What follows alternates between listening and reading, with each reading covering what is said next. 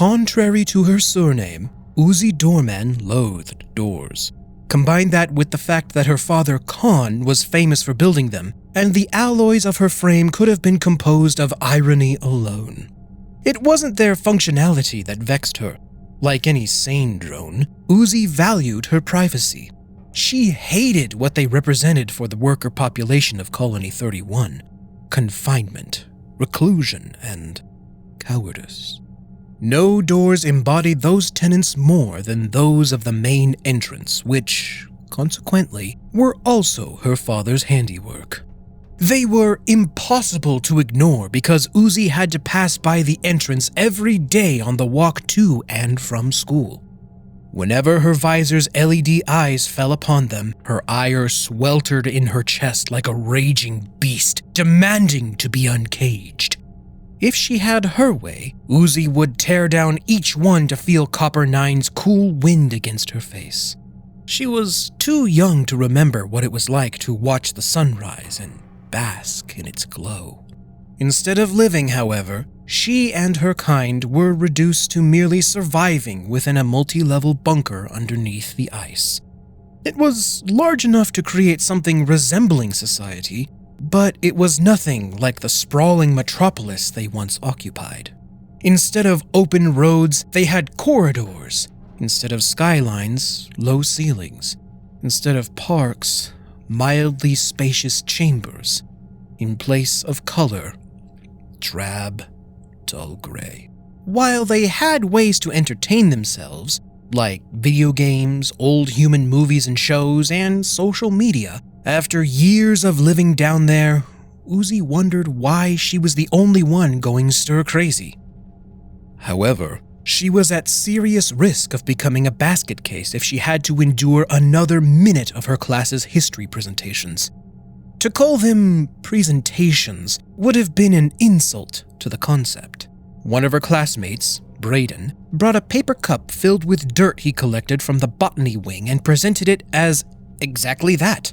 No informative or insightful analysis, as if there was any to begin with. Just a cup of dirt. For a wonder, the teacher actually awarded him a passing grade. It was only the bare minimum, but Uzi wondered if that was for its sheer audacity rather than any academic merit. Maybe the teacher just wanted to shut him up and get it over with as much as she did. Uzi couldn't blame him for that. By the time it was Lizzie's turn, Uzi knew she was in for a disaster. Engrossed in her phone, a chaser of trends, and preppy to the stereotypical degree, Lizzy didn't have an academic code in her programming. The presentation only had to be 3 minutes long, but Uzi lost track of the inaccuracies within the first 30 seconds. That had to be a new record. How did one get so much wrong about a presentation on her father's doors, of all things? So, in conclusion, we've been protected by doors made of indestructium for the last 50 years, I guess. And we've been pretty kosher ever since. The teacher slouched behind his desk, resting his head against his open palm with keen disinterest. Lizzy, I can't begin to explain how much you got wrong. Is that worth extra credit? Appalling inaccuracies were only worth 3 points on the rubric. I'd call that solid. The teacher stared, then lazily craned his head to the class. Would anyone care to correct Lizzy on her report? No hands raised. Uzi, thank you for volunteering. What? My hand wasn't up! And your father built the doors. Stand up so everyone can hear you. Uzi wiped both hands down her face with familiar exasperation, remembering another reason she hated the doors. The teacher always defaulted to her when the topic arose. Rising to her feet, Uzi spoke aloud and flatly. The entrance doors were built using composite materials of steel, Kevlar, and concrete with reinforced frames. They're supported by heavy-duty hinges and outfitted with airtight multi-lock sealing mechanisms that ensure nothing gets in or out. Emphasis on out. She may as well have read off a teleprompter. Thank you, Uzi. Lizzy, take your seat. With a roll of her pink eyes, Lizzy headed to the back of the classroom. Uzi began to sit down when the teacher spoke again. You're presenting next, Uzi. Uzi's jaw dropped. Are you for real? Yep.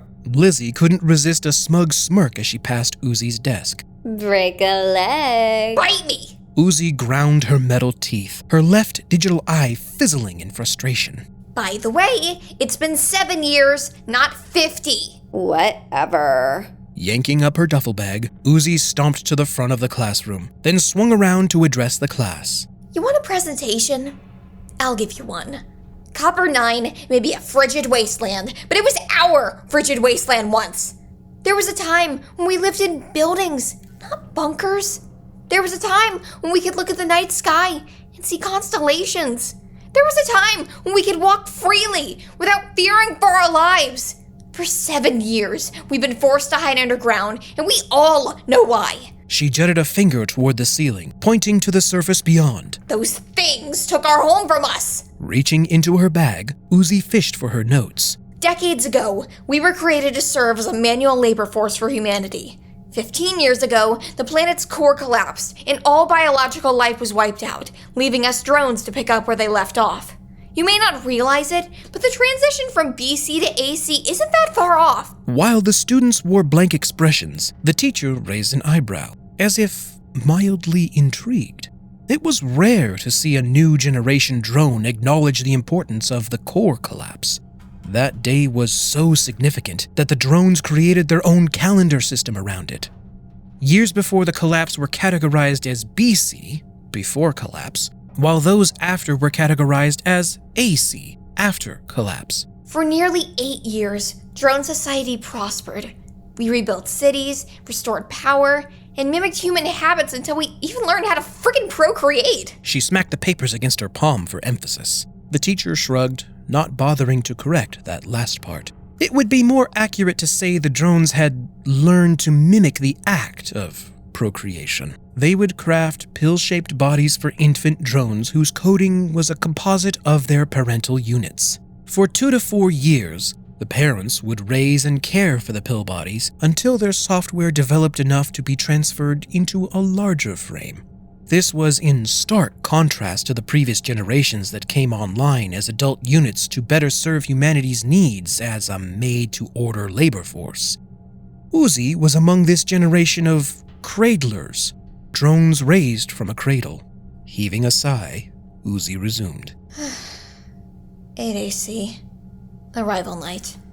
Several unidentified objects fell from the sky and landed in the most populated cities. They contained monsters that began massacring all in sight without warning or reason. Casualties on arrival day were so high that they built spires of corpses as a monument to their slaughter. We gave these monsters a name: murder drones. Uzi let that sink in for a moment. The murder drones were seldom spoken of among the students. For most, they were a threat so distant they barely registered as reality. Most of them had never seen a murder drone either, but Uzi didn't use their name lightly. Unlike her classmates, she knew how dangerous they were. Her father could attest to it. Her mother would too, if she were still alive. The survivors were forced into underground bunkers, hiding behind those precious doors you take for granted. That day was considered a victory. She huffed as she concluded her notes and glared at the class. 7 years later, do any of you feel like winners? I mean, we're still alive. Lizzy pointed out. Surviving is not living. You act like arrival night was forever ago and it hasn't even been a decade. She paused to direct her gaze at a poster plastered against the wall next to the classroom door. It was a recruitment poster depicting her father asking for any and all eligible drones to join the Worker Defense Force, and Uzi regarded defense very loosely. The WDF was her father's throng of like-minded chumps who enforced the doctrines of hiding as a form of living. Workers had to be operational for at least 10 years before being eligible for recruitment. Uzi was a little under 3 years short of eligibility, but it wouldn't have mattered. Regardless of capability, her father would never permit her to join. What have our parents done in the past 7 years besides building large doors and hiding in bunkers? This time, a hand raised. Go on, Thad. The teacher said, waving his hand half-heartedly. The WTF goes outside during the day. Usually to scavenge for supplies, establish contact with the other settlements, or take in stragglers. You would know about that, wouldn't you? I plan to join once I finish senior year. Uzi wasn't surprised.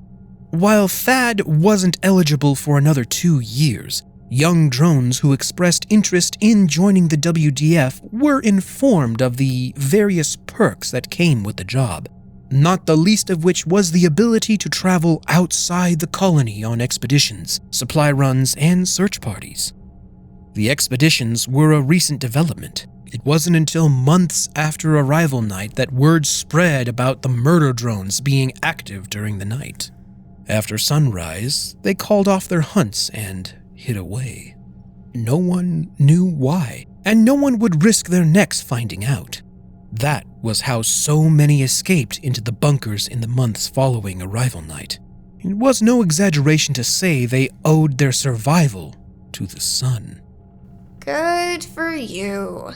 I'm sure your parents are very proud. Thad grinned with 2 thumbs up. You bet! At first I was kind of nervous to bring it up to them. But when I did, they were super supportive about it, especially my old man. Must be nice. The WTF has learned ways to counter the murder drones, though. We know they only hunt at night, and what materials keep them at bay. Otherwise, they would simply blow down the doors and kill us all, right? Are any of these materials you speak of weapons? We do have guns. Stun pistols that are about as effective as pea shooters. Uzi had seen her fair share of WDF personnel with handguns holstered to their hips. They were another of her father's inventions. The K1 stun pistol was the standard issue firearm for the WDF. No points for guessing what the K stood for. It incapacitated workers by inducing temporary system crashes via low-grade EMP charges. Even the rowdiest of residents weren't likely to forget the punch it packed. She highly doubted it would do anything against a murder drone, however, and even if it did, she knew for a fact most of the current crop hadn't seen combat. How would they fare if a murder drone walked down the corridor as they spoke? You talk about all these things the WDF can do and what they have at their disposal, but they aren't using any of those skills to fight. They're using them to avoid and hide. The Worker Avoidance Force is a more apt name. Why are you so hung up on fighting them? Why aren't any of you? Are you really content to live the rest of your lives in this stupid bunker? Don't you want to experience the outside world without the looming threat of the murder drones?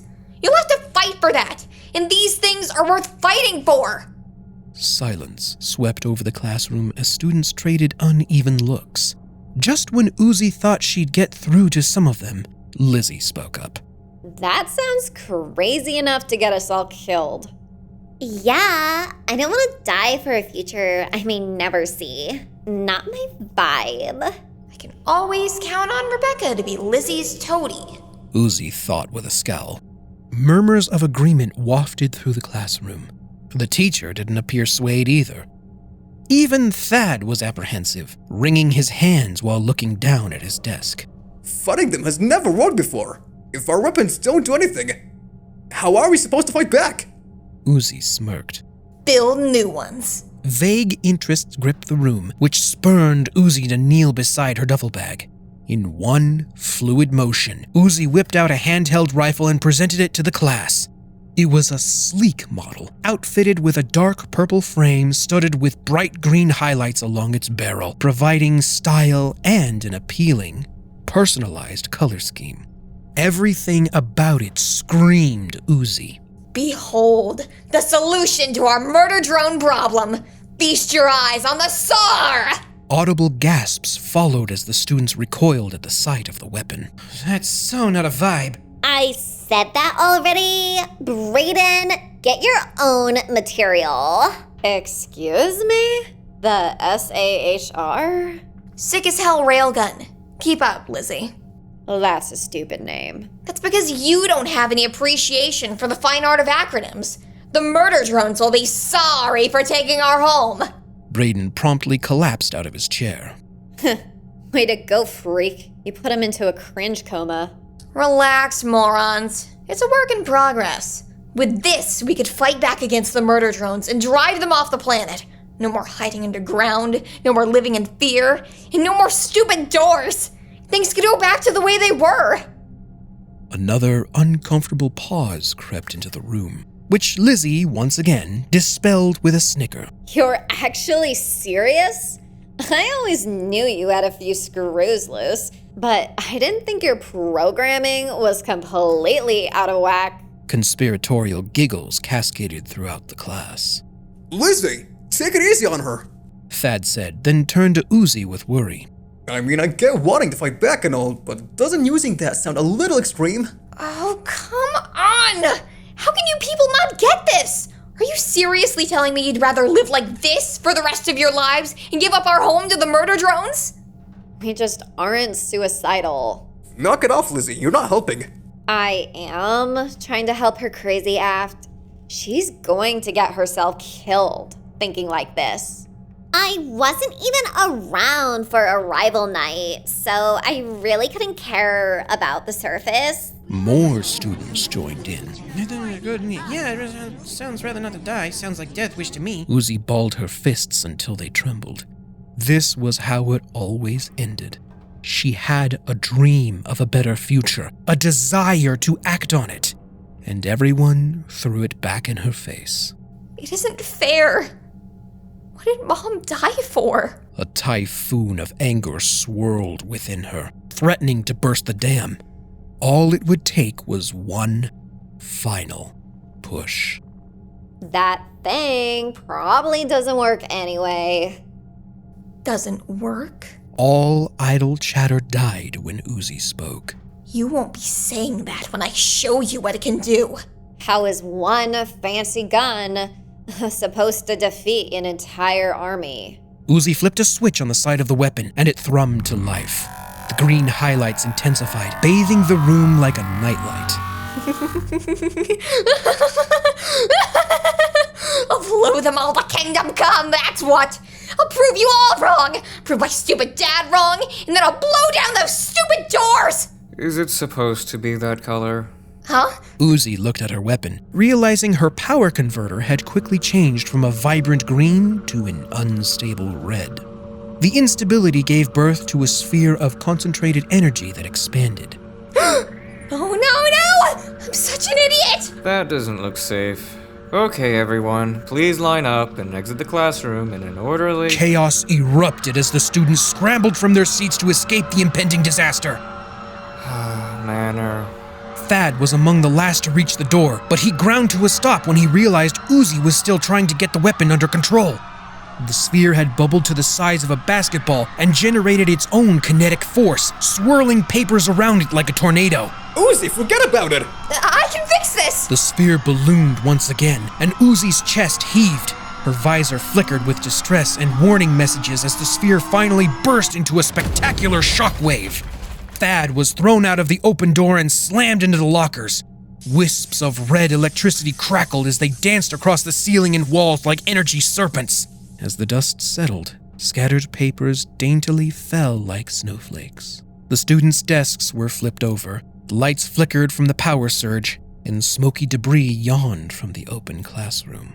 The teacher didn't bother rising from the remains of his destroyed desk. Uzi was sprawled in the middle of the classroom on her back, wondering if she'd gone to robot heaven. Uzi, Yeah? go see Doc. Beginning Monday, you have detention for the rest of the week. Nope, she was still stuck in this hellhole. Got it. I'm okay too. Thanks for asking. What a chaotic end to a mundane week in Colony 31.